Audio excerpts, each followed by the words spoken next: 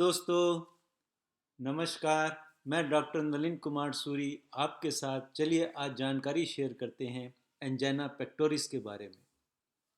आम भाषा में प्रचलन जो है उसे एंजाइना के नाम से ही इसे जाना जाता है। ये देखिए एक मेडिकल टर्म है। इसमें क्या होता है कि जो हमारी अ, जैसे आप सब जानते हैं कि हार्ट जो है वो लगातार 24 घंटे पूरे शरीर में ब्लड सप्लाई करता रहता है, उसके साथ ऑक्सीजन भी जाती रहती है। वो आर्टरीज के थ्रू सारे शरीर में ब्लड का सर्कुलेशन होता है। और इसी प्रकार से हार्ट को भी ऑक्सीजन और ब्लड की ज़रूरत होती है। उसकी मेटाबॉलिज्म के लिए, उसकी सारी एक्टिविटीज़ के लिए उसे भी ऑक्सीजन चाहिए और ब्लड चाहिए। अगर किसी वजह से ऑक्सीजन की सप्लाई हार्ट को कम हो जाए या उसकी हार्ट की डिमांड बढ़ जाए ऑक्सीजन की, तो उसकी वजह से अगर वो पूर्ण नहीं होती, पूर्ण रूप से उसे नहीं मिल पाती, तो देखिए फिर चेस्ट पेन होना शुरू हो जाता है। तो इसी को हम साधारण भाषा में, आपको मैंने बहुत सिंप्लीफाइड वे में बताया कि इसी को हम एंजाइना कहते हैं। अब देखिए जो आर्टरीज हार्ट को सप्लाई करती हैं उनको हम कोरोनरी आर्टरीज कहते हैं। और इसमें एजिंग की वजह से वो हार्ड भी हो सकती हैं या धीरे धीरे उसमें क्या होते हैं, लिपिड्स जमने शुरू हो जाते हैं, प्लेक बनने शुरू हो जाते हैं, जो आगे चल के वो रैप्चर हो सकते हैं। उसमें फिर थ्रोम्बोसिस हो जाती है, ऑक्लूजन हो जाता है और उससे फिर हार्ट अटैक की का भी शुबा बन जाता है। तो ये जो ल्यूमन है, जो कोरोनरी आर्टरीज का ल्यूमन है, ये धीरे धीरे नैरो होना शुरू हो जाता है, तो जिसकी वजह से ऑक्सीजन की सप्लाई, ब्लड की सप्लाई हार्ट को पूर्ण रूप से नहीं मिल पाती।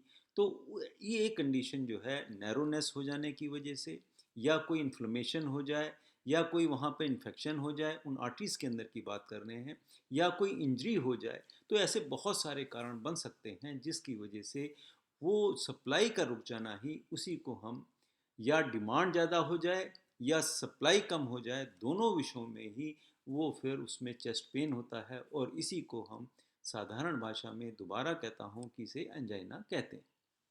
अब देखिए ये आम तौर पे प्रॉब्लम किन लोगों को होती है, पहले इसकी ही थोड़ी चर्चा कर लेते हैं। देखिए जिन लोगों को हाइपरटेंशन होता है उन लोगों को ये प्रॉब्लम आ सकती है, या जिनको डायबिटीज़ होती है, टाइप 2 डायबिटीज़ या टाइप 1 डायबिटीज़, दोनों केसेस में इस प्रकार की आगे धीरे धीरे चलते चलते उनमें ये परेशानी बन सकती है।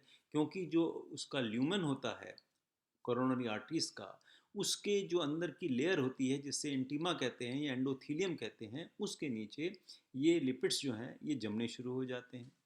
या फिर देखिए जो लोग बहुत ओबीस होते हैं, जिनका वेट बहुत होता है, अपनी हाइट से उनका वेट ज़्यादा होता है, उन लोगों को ये परेशानी हो सकती है। क्योंकि जैसे फैट उनके सारे शरीर में जमा है, उस प्रकार से उनका जो फैट है, जो लिपिड्स हैं, जो ट्राइग्लिसराइड हैं, कोलेस्ट्रॉल्स हैं, ये सब फिर वो जो उसके हार्ट की नसों में भी जम सकते हैं।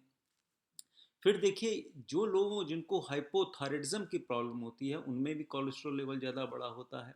और अचानक वो अगर वो थायरक्सिन की ज़्यादा डोज खानी शुरू कर देते हैं, या डॉक्टर ने गलती से प्रिस्क्राइब ज़्यादा कर दी, तो फिर उससे उनको चेस्ट पेन हो सकता है। या जिनको हाइपरथायराइडिज्म की परेशानी है उन लोगों को भी ये परेशानी बन सकती है कि वो ज़्यादा हार्ट जब पंप करेगा तो उसमें इतनी ऑक्सीजन नहीं मिल पाती वेसल्स से, तो उसकी वजह से परेशानी बन सकती है। फिर देखिए जो लोग कोई काम ही नहीं करते, हमेशा उनका कोई फिजिकल वर्क ही नहीं होता, हमेशा वो कहीं भी जाएंगे वो किसी ना किसी साधन पे जाएंगे, पैदल नहीं चलते, किसी कोई भी इतनी एक्टिविटी नहीं करते, उन लोगों को ये परेशानी होती है। जो आम तौर पे सिटिंग जिनका वर्क होता है, लॉन्ग सिटिंग जो करते हैं, उनको ये परेशानी बन जाती है। या जो लोग बहुत अल्कोहल का सेवन करते हैं उन्हें भी ये रोग लग सकता है। या जो लोग बहुत स्मोक करते हैं उन्हें भी ये परेशानी बन जाती है, क्योंकि वो फिर एंटीमा जो अंदर का है वो भी ख़राब होना शुरू हो जाता है, तो उन लोगों में ये परेशानी आती है। या बहुत ज़्यादा स्ट्रेस में रहते हैं, देखिए उन्हें भी ये परेशानी बन सकती है। या फिर बात करते हैं कि जो हमारा हार्ट इटसेल्फ, जो हार्ट है उसके अंदर वाल्व होते हैं, तो एक एओर्टिक वाल्व होता है, अगर वो स्टीनोसिस हो उसमें, वो मतलब उसका जो पूरा छिद्र जो है वो सही रूप से, जो वाल्व है उसका फंक्शन ठीक नहीं होता, तो उनको ये परेशानी हो जाती है। या जो हार्ट की मसल्स हैं वही वो हाइपरट्रॉफी हो गई, वही बढ़ गई, वही इनलार्ज हो गई, तो उसकी वजह से ऑक्सीजन की डिमांड जब ज़्यादा होगी, इतनी कोप अप वो वेसल नहीं कर पाती, उनको फिर ये एंजाइना की परेशानी हो जाती है। या और कोई मायोपैथीज होती हैं, हाइपरट्रॉफिक मायोपैथीज होती हैं कार्डियक मसल्स की, वो उसकी वजह से भी इस प्रकार की ये परेशानियां बन जाती हैं। साथ ही साथ जिनको खून की बहुत कमी होती है शरीर में, अगर खून नहीं है तो फिर देखिए ऑक्सीजन कैरिंग कैपेसिटी तो खून के अंदर ही होती है, उसमें हीमोग्लोबिन ही होना बहुत अच्छी मात्रा में होना ज़रूरी है। जिनका बहुत ही कम हीमोग्लोबिन होता है तो उनको भी फिर चेस्ट में पेन होने लग जाता है। तो ये मैंने आपको नटशल में बताया कि ये लोग जो होते हैं अक्सर जो है उन्हें एंजाइना की परेशानी बन सकती है। अब देखिए इसको आगे जो एंजाइना को डिवाइड कर दिया गया कि कुछ बातों में डिवाइड कर दिया। आमतौर पे तो स्टेबल एंजाइना होता है या एक अनस्टेबल एंजाइना होता है, लेकिन इसके साथ साथ कभी कभी क्या करते हैं कि एक माइक्रोवस्कुलर एंजाइना के नाम से भी जाना जाता है, या एक वेरिएंट एंजाइना अलग से कहा जाता है, जो वो मैं चर्चा करता हूँ आपके साथ। वो भी इस प्रकार की 4 डिवीज़न में, तो अक्सर 2 में तो 100% कहा जाता है, लेकिन 2 को और आगे डिवाइड कर लिया गया है। अब देखिए स्टेबल एंजाइना क्या होता है। देखिए जैसे हमने कहा कि वो जो कोरोनरी आर्टरीज हैं उसका ल्यूमन धीरे धीरे नैरो होता चला जाता है। अगर ये 75% से ज़्यादा ल्यूमन नैरो हो जाए तो फिर देखिए सिम्टम्स बनने शुरू हो जाते हैं।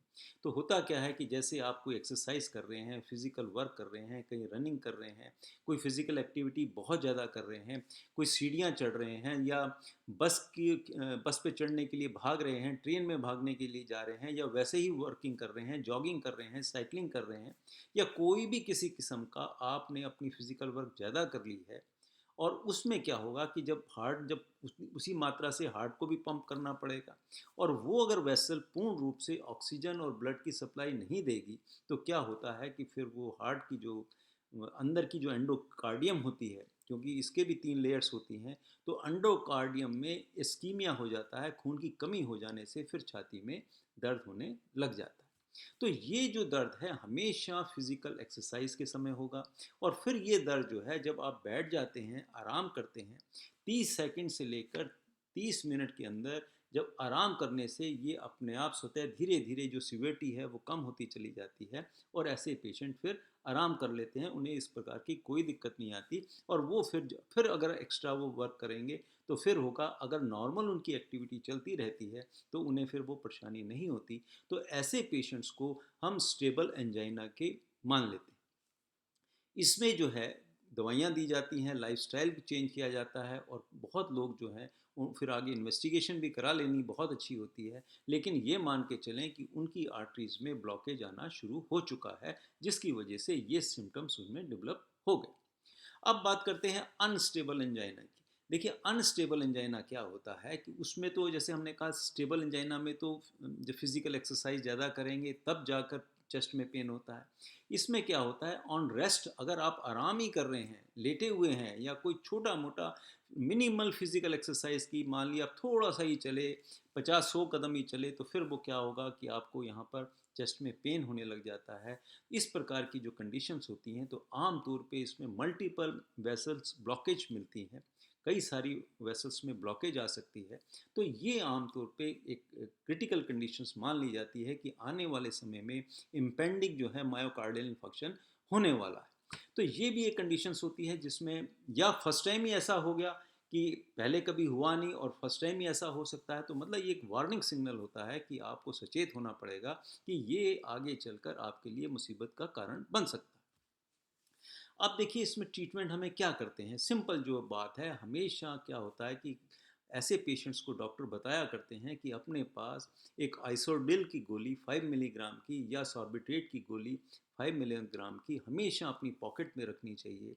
कोई दिक्कत आ जाए, कोई इमरजेंसी आ जाए, तो उस समय ये आप जीप के नीचे बैठ के या लेट के लेने से क्या होता है कि इसमें आम तौर पे, जैसे मैंने अभी कहा, 30 सेकंड से लेकर 30 मिनट के अंदर ऐसे पेशेंट्स बिल्कुल ठीक हो जाते हैं, आराम मिल जाता है। ठीक तो नहीं कह सकते, उन्हें आराम मिल जाता है। लेकिन जो अनस्टेबल के जो पेशेंट्स होते हैं, एंजाइना के होंगे, जब वो जीभ के नीचे टैबलेट रखेंगे, 5-10 मिनट भी हो गए तब भी आराम नहीं आया, एक टैबलेट और रखने के बाद भी उनका दर्द में आराम नहीं आता, और 20 मिनट से ज़्यादा हो गए और उन्हें बिल्कुल आराम नहीं आता, तो ये एक इमरजेंसी कंडीशन होती है। तो फिर उन्हें तुरंत हॉस्पिटलाइज होना चाहिए, किसी कार्डियोलॉजिस्ट के पास जाकर, जिसके पास पूरे बंदोबस्त हों, वहाँ जाना चाहिए, जिससे कि आप अपनी लाइफ को सेव कर सकें, क्योंकि हो सकता है कि ये आपको मायोकार्डियल इन्फेक्शन हो भी चुका हो या अभी हुआ है या नहीं हुआ, वो डॉक्टर डिसाइड कर लेते हैं। उनके पास ऐसी इन्वेस्टिगेशंस होती हैं, उससे पता लगा लेते हैं, उसमें कार्डियक एंजाइम्स नाप लिया जाता है और बहुत सारी बातें हैं, इतना डिटेल में मैं आपसे चर्चा नहीं करूँगा। तो लेकिन मतलब उससे पता लग जाता है कि मायोकार्डियल इन्फेक्शन हो चुका है या अभी ये इनको केवल अनस्टेबल अंजाना ही था। अच्छा, अब देखिए ये सारी बातें हमने जान ली। अब देखिए बात करते हैं कि ऐसे पेशेंट्स को जिनको स्टेबल अंजाइना है, उनके लिए तो ख़ास तौर पे ऐसे बहुत पेशेंट्स होते हैं कि वो अपनी लाइफ पूरी गुजार लेते हैं, उन्हें कोई सर्जिकल इनर वो इंटरवेंशन करने की ज़रूरत ही नहीं पड़ती, उन्हें कोई बाईपास सर्जरी नहीं करानी पड़ती, उनको कोई छल्ला डलवाने की ज़रूरत नहीं पड़ती। अगर वो 75% से कम भी है तो उसके लिए अगर वो अपनी लाइफस्टाइल चेंज कर लेते हैं और लाइफ लॉन्ग फिर उन्हें मेडिसिन खानी पड़ती है। ये बात ध्यान रखें कि उन्हें मेडिसिन हमेशा लगातार खानी पड़ती हैं। और ये जो स्टेबल एंजाइना वाले होते हैं तो देखो इसमें तो उन्हें छल्ला डलवाना ही पड़ता है। और अगर अच्छी अच्छी उनकी सेहत है, अच्छा फर्स्ट क्लास उनकी मतलब सेहत है, अभी वो जी सकते हैं, अच्छा जी सकते हैं, तो फिर देखिए ये डॉक्टर डिसाइड करते हैं। सिंपल सी बात है कि वो उसमें किस एज में किस पेशेंट को क्या करना चाहिए, क्या उनमें स्टंट डाला जाए या उनको बाईपास जो सर्जरी है वो की जाए। बाईपास सर्जरी क्या होती है कि जहाँ पे अक्लूजन हो गया उसके साइड से अपने पैर से एक वेन काट के वो उसको जोड़ देते हैं और बीच का हिस्से को बाईपास कर देते हैं, तो फिर उनको ब्लड सप्लाई पूरी मिलती रहती है। और उसकी वजह से फिर क्या होता है कि वो एक अच्छी लाइफ जी लेते हैं। वो एक वेसल में हो, दो में हो, तीन, वो फिर डॉक्टर का डिसीजन है, इतना डिटेल में हम चर्चा नहीं करेंगे। यहाँ मैं छोटी मोटी आपको ये हिंट दे रहा हूँ कि आखिर ये होता क्या है, एंजाइना में क्या क्या बातें होती हैं। तो इसमें जो मेडिसिन दी जाती हैं वो आपको मालूम होनी चाहिए, कभी भी इस मेडिसिन को रोकना नहीं चाहिए। और ये आजकल की ज़िंदगी में तो ये बहुत, ये मेडिसिन अगर हर व्यक्ति भी खाता रहे तो उससे कोई नुकसान नहीं होता। कुछ मेडिसिन जैसे अभी मैं आपको बात करता हूँ तो उससे नुकसान नहीं होता, उससे फ़ायदा ही होता। तो आमतौर पे इसमें मेडिसिन क्या होती हैं, एंटी प्लेटलेट्स जो होती हैं, जो कि प्लेटलेट्स का कग्लूजन नहीं होता, जिससे अक्लूजन नहीं बनता, खून को पतला रखने वाली ऐसी दवाई होती है जिसे हम एस्प्रिन या डिस्प्रिन कहते हैं, इकोस्प्रिन कहते हैं। ये 75 मिलीग्राम से लेकर 150 मिलीग्राम तक आमतौर पे पेशेंट्स को खानी चाहिए। आमतौर पे मैक्सिमम जो लोग हैं वो 75 मिलीग्राम पर खाते हैं, रोज़ खानी पड़ती है। इसके साथ साथ स्टैटिन होती हैं जो कि कोलेस्ट्रॉल को बनने में मदद ना बनने में मदद करती हैं।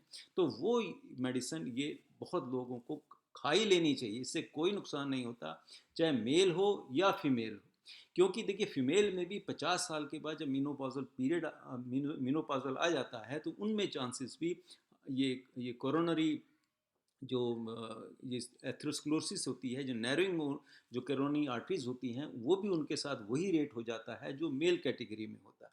तो उससे पहले क्योंकि एस्ट्रोजन लेवल की वजह से इसमें ये परेशानी नहीं आती, लेकिन 50 साल के बाद सब लोगों को ये परेशानी बन सकती है। तो इसलिए ये डिस्प्रिन की गोली और एक स्टैटिन की गोली डॉक्टर से लिखवा के ये लाइफ लॉन्ग खाते रहें, इससे कोई नुकसान नहीं होगा, फ़ायदा ही होता है। अब बात करते हैं जिनको ऑलरेडी ये अनस्टेबल एंजाइना था या जिनको स्टेबल एंजाइना था। जो स्टेबल एंजाइना वाले हैं उनके लिए उनका हार्ट रेट कंट्रोल करने के लिए दवाइयाँ दी जाती हैं जिसे हम बीटा ब्लॉकर्स कहते हैं। अलग अलग कैटेगरीज की होती हैं, सब वो बताने की ज़रूरत नहीं है, लेकिन आप इतना जानें कि उसको कम करने के लिए बीटा ब्लॉकर्स दिए जाते हैं। आगे से एंजाइना ना हो ऐसी भी दवाइयाँ आती हैं जिसके देने से क्या होता है कि वो एंजाइना का जो प्रिवेंशन है वो भी हो जाता है और आगे से नहीं होता। तो इस प्रकार की भी दवाइयाँ दी जाती हैं। साथ ही साथ जो नसों को खोल के हमेशा रखने के लिए भी मेडिसिन आती हैं जो लॉन्ग एक्टिंग होती है, वो लगातार शरीर में काम करती रहती हैं। तो उससे क्या होगा कि जो नैरोनेस होती है वो थोड़ी डायलेट हो जाती है और खून का दौरा चलता रहता है।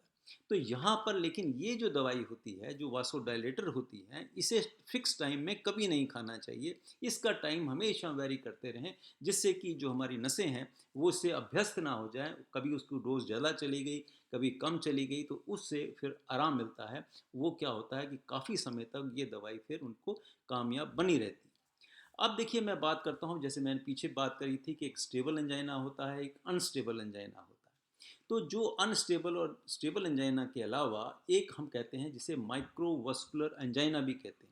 इसमें क्या होता है कि मेन वेसल्स में तो जब वो एंजियोग्राफी की जाती है या टेस्ट और किए जाते हैं तो पता लग जाता है कि जैसे सीटी स्कैन है, एमआरआई है, आजकल लेटेस्ट टेस्ट आ गए हैं, उससे पता लग जाता है कि वो जो वेसल है, मेन वेसल में ऑक्लूजन नहीं है, नैरोइंग नहीं है, लेकिन जो उसकी टेब्रिटीज़ होती हैं, उसकी और टेब्रिटीज़ होती हैं, तो उसमें भी कभी कभी ऑक्लूजन आ जाता है, उसमें भी कोलेस्ट्रॉल काफ़ी जमा हुआ होता है। तो ऐसे केसेस को मेन आर्टरी में नहीं होती और इस प्रकार की जो छोटी आर्टरीज होती हैं तो उसमें अगर अक्लूजन होता है तो उसे माइक्रोवस्कुलर अक्लूजन कहते हैं।